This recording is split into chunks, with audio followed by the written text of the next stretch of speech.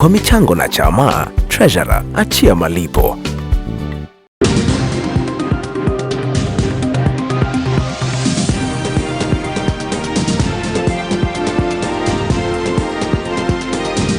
KTN News.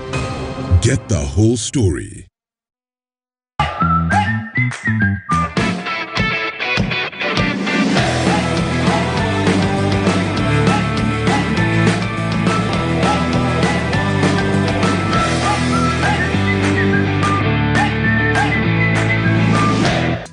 Wow.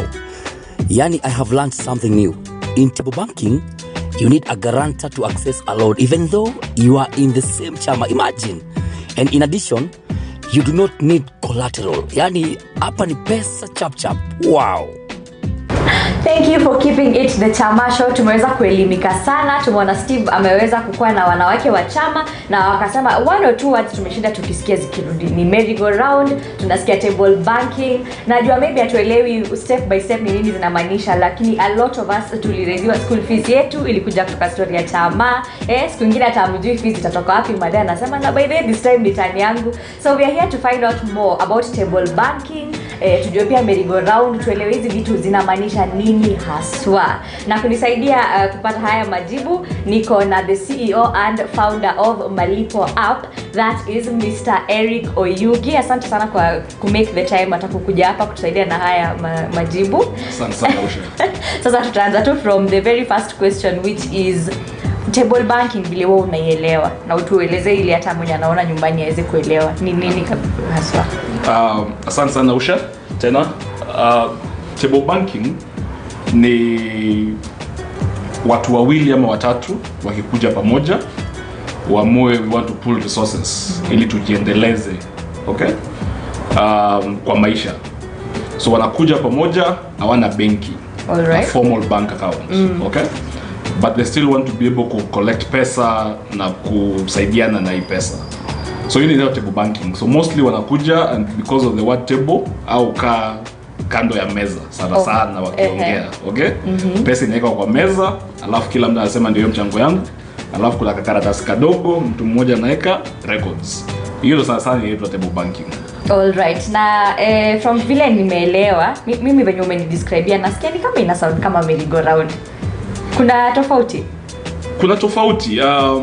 A table banking ni kuweka resources in a group, okay? So that kuna custodian moja wa hizo resources, so that mtu akitaka loan anaweza enda achukue kwa table banking. Merry go round sana ni tunachanga, lakini mtu mmoja kuna round yake ya kupata hiyo pesa yote. Ili akiipata kwa kibunda anaweza enda afanye anunue kitu. So hakuna ile yenye mnachanga kila mtu ameleta pamoja na mnajaribu kuifanyia kitu.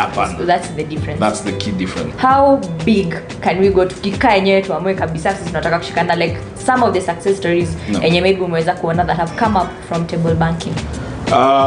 So and nasema hybrid sana. Okay. And what happened is one of the chamas yenye tuna support kwa Malipo, ambition yao ilikuwa kununua shamba. Okay? Na wakasema tutakuwa tunaweka pesa pamoja. So it was project based. Shamba ni 600,000. So tunasema tutatoa kwa mwaka mmoja, kila mtu atoe 5,000 ama 50,000. So waliweza kufanya hivyo na wakanunua shamba kubwa sana Thika Road, by being able to pull resources together na kumotivate each other through that process. So that is one of the biggest success stories tumeona within our own ecosystem. So that's why I think it's very, very important that people come together. And to even make this point, you see that any company that wants to grow, forget even about a Chama, because I always say even companies are just Chamas. Yes. Because that's exactly what they are. Tunasema kila mtu alete resources zake, tuanze kampuni. Pesa ikienda kuja tunasema let's go to the NSC. Alafu tuambie kila mtu anunue share. Because what is that? It's just a big Chama, kila mtu anaweka pesa yake. Alafu invest. Yes. So okay. I think it's our normal nature. It's within us. It's human DNA. So I'd expect and advise anybody to be part of a group and part of a Chama, because that's the only way to progress. Now of course with these big success stories, I think pia kuna kuja challenge kubwa sana. By the time wafikie hapo, they must have maybe encountered some things. Challenges moja ama mbili zenye zinatokana na table banking? I think like anything that is done in groups ina involve zaidi ya mtu moja, shida wa governance. Okay, so governance ni how do you make sure it is transparent, how do you make sure kila mtu anasikia ni kama anahusika katika wenyewe chama inaongozwa, na ku make sure record keeping pia hiyo chama iko sawa kabisa. So we always summarize it, shida kubwa sana ni governance. So how do you automate governance? Na governance kwanga za ngumu za zingine Kabisa. Hesabu ni ngumu in terms of governance because record keeping is the main part of it. Okay? And the more complicated chama yako iko, the more complicated your governance inakuwa. So kama mnapeana loans, kama mko na penalties, mtakileta contributions late, kama repayments zinakubaliwa kufanywa pole pole. So we realize that a lot of chamas wangechukua a lot of time wakikutana, and almost an hour will just be discussed. They will just be discussing nani amelipa, nani amechanga, nani hajachanga, and that's a lot of time yenye wangetumia to discuss how do we utilize these funds to make up pamoja. So what we see is at Malipo is we try to hizi shida zote, how do we look at them in a way that's holistic, okay? Without kutegemea to place moja. How do you solve, because most of them are workflow problems and that kind of automation. Yes. Si lazima ningoje treasurer aende bank, a print statement, aende kwa Excel, aandike ndio kuja to pay at the end of the month kwa meeting ndio tuanze kudiscuss, okay?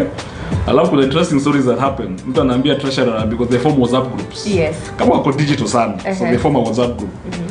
Ukiweka pesa kwa bank ama ukituma kwa M-Pesa unatuma kwa hiyo WhatsApp group. Kuna watu wajanja sasa edit hiyo pesa message. Anatuma yake ni kama ambaye aliongeza pesa. Anatuma yake ni kama aliongeza. Lakini unajua treasurer ataenda bank at the end of the month anachukua statement. Alafu all of a sudden hesabu haingiani. Pesa iko kwa WhatsApp.